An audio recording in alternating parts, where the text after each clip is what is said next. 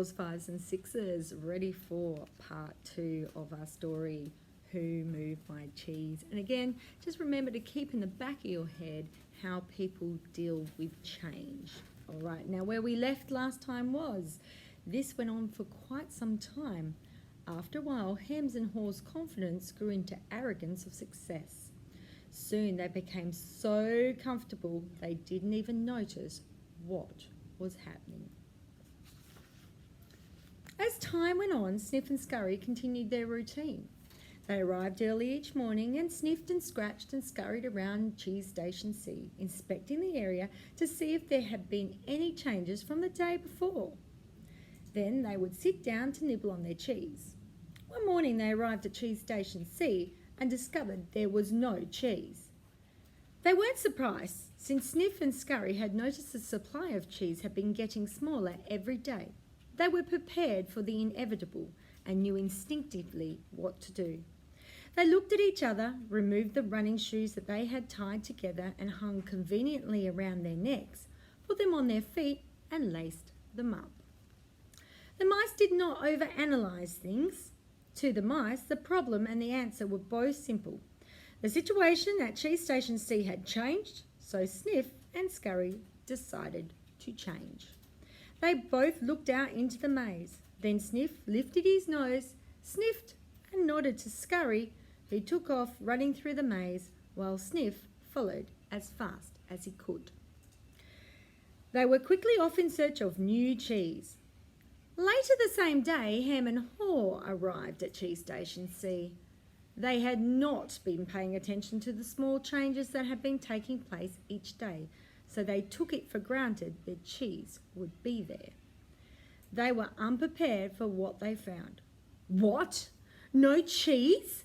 Ham yelled. He continued yelling, "No cheese! No cheese!" as though if he shouted loud enough, someone would put it back.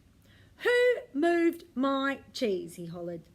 Finally, he put his hands on his hips, his face turned red, and he screamed at the top of his voice, "It's not fair!" Haw just shook his head in disbelief. He too had counted on finding cheese at Cheese Station C. He stood there for a long time, frozen with shock. He was just not ready for this. Ham was yelling something, but Haw didn't want to hear it. He didn't want to deal with what was facing him, so he just tuned everything out. The little people's behaviour was not very attractive or productive, but it was understandable. Finding cheese wasn't easy, and it meant a great deal more to the little people than just having enough of it to eat every day. Finding cheese was the little people's way of getting what they thought they needed to be happy. They had their own ideas of what cheese meant to them, depending on their tastes. For some, finding cheese was having material things. For others, it was enjoying good health or developing a spiritual sense of well-being. For Haw, cheese just meant feeling safe, having a loving family someday, and living in a cosy cottage on Cheddar Lane. To him, cheese was becoming a big cheese in charge of others and owning a big house atop of Camembert Hill. Because cheese was important to them, the two little people spent a long time trying to decide what to do. All they could think about was to keep looking around Cheeseless Station C to see if the cheese was really gone. While Sniff and Scurry had quickly moved on, Ham and Haw continued to hem and haw. They ranted and raved at the injustice of it all. Haw started to get depressed. What would happen if the cheese wasn't there tomorrow? He had made future plans based on this cheese. The little people couldn't believe it.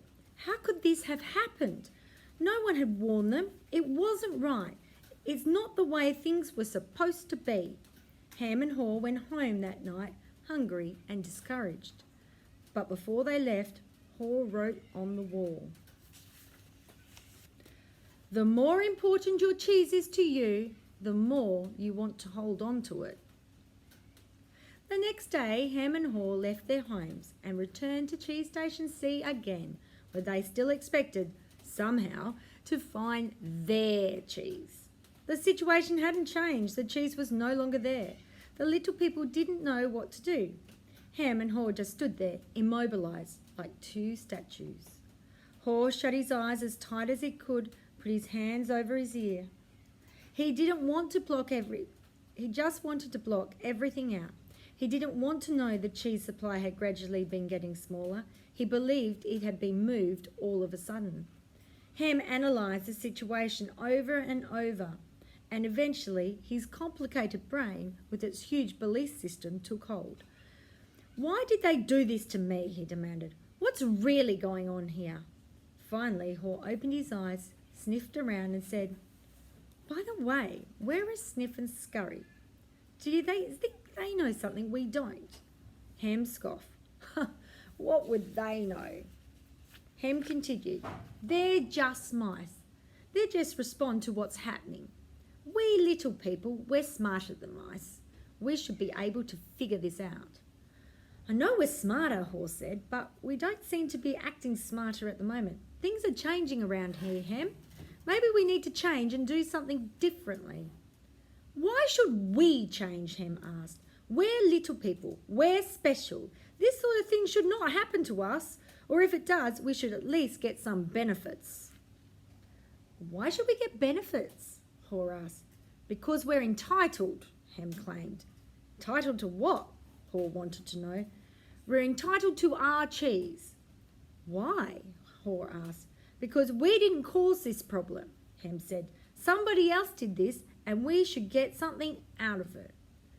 Haw suggested, "Maybe we should simply stop analysing the situation so much and go and find some new cheese." "Oh no," Ham argued. "I'm going to get to the bottom of this." While Ham and Haw were still trying to decide what to do, Sniff and Scurry were already well on their way. They went further into the maze, up and down corridors, looking for cheese in every cheese station they could. They didn't think of anything else but finding new cheese. They didn't find any for some time until they finally went into an area of the maze where they had never been before. Cheese Station N. They squealed with delight. They found what they had been looking for, a great supply of new cheese. They could hardly believe their eyes. It was the biggest store of cheese the mice had ever seen.